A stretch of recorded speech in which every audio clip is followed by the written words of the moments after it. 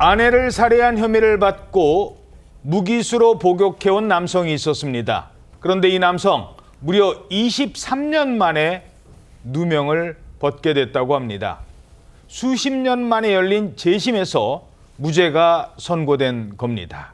그런데 안타깝게도 수차례나 억울함을 호소해왔던 이 당사자는 고 정동호 씨, 장동호 씨 이미 세상을 떠난 뒤였습니다. 자, 고인이 돼서야 누명을 벗게 된 건데요. 어떤 사건입니까? 네, 지금으로부터 23년 전 전남 진도의 한 저수지에서 있었던 일입니다. 그러니까 2003년 7월 9일이었는데요. 남편 장 씨가 몰던 차량이 진도군의 한 교차로에서 이 명금 저수지, 그러니까 지금의 송정 저수지로 추락을 했습니다. 추락 직후 남편 장 씨는 자력으로 탈출을 했는데 조수석에 타고 있던 40대 아내가 빠져나오지 못하고 숨졌습니다. 당시 수사 결과 경찰은 교통사고 처리 특례법 위반 혐의로 남편 장 씨를 검찰에 송치를 했는데요. 검찰은 당시 숨진 아내 명의로 가입돼 있던 8억 8천만 원의 보험금에 주목을 했습니다.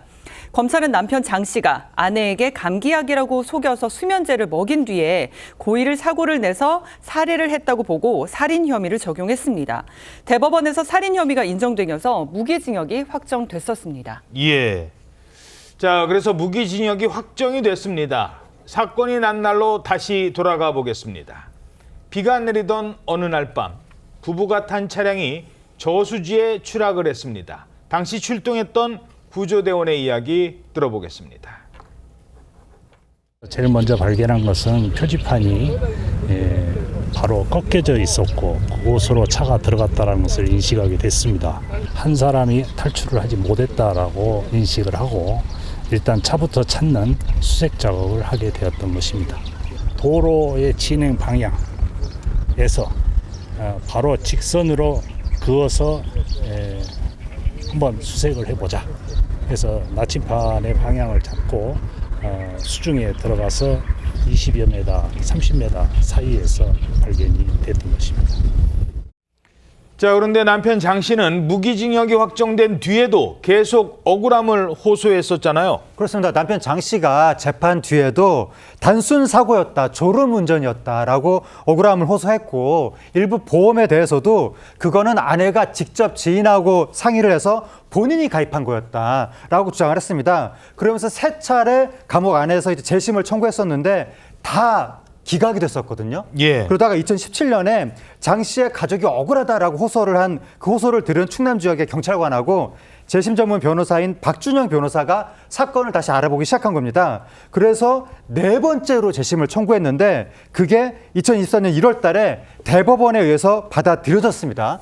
그리고 나서 사고에 대한 재검증 등을 거쳐서 아내가 숨진 지 23년 만이자 무기징역 확정 21년 만인 어제 재심 재판부가 무죄를 선고했습니다. 하지만 이미 고인이 된 뒤였습니다. 66살에 백혈병 항암 치료 도중 숨진 겁니다. 그런데 재심 재판부가 21년 만에 결과를 뒤집은 근거가 뭐였습니까? 박 변호사님. 예, 재심 재판부는 저수지에서 인양한 차량 압수가 영장 없이 진행되었고 영장주의 예외에 해당하지도 않는다. 이에 따라 압수에 따른 감정 결과 역시 위법 수입 증거로서 증거 능력이 없다고 배척했습니다. 뿐만 아니라 검사가 제출한 증거만으로는 졸음 운전일 가능성을 배제하고 아내를 고의로 살해했다고 볼 만한 근거가 충분하지 않다고 판시했는데 장 씨는 줄곧 졸음 운전에 의한 사고라고 거듭 주장해왔고 공소 사실처럼 교차로에서 운전대를 왼쪽으로 꺾지 않더라도 그대로 직진해도 저수지 추락 사고가 충분히 발생할 수 있다고 판단한 것입니다. 이 재심은 장 씨에게 처음 무기징역을 선고한 1심에 대한 재심으로서 양측의 항소 여부에 따라 재심 2심이 이어질 수도 있습니다.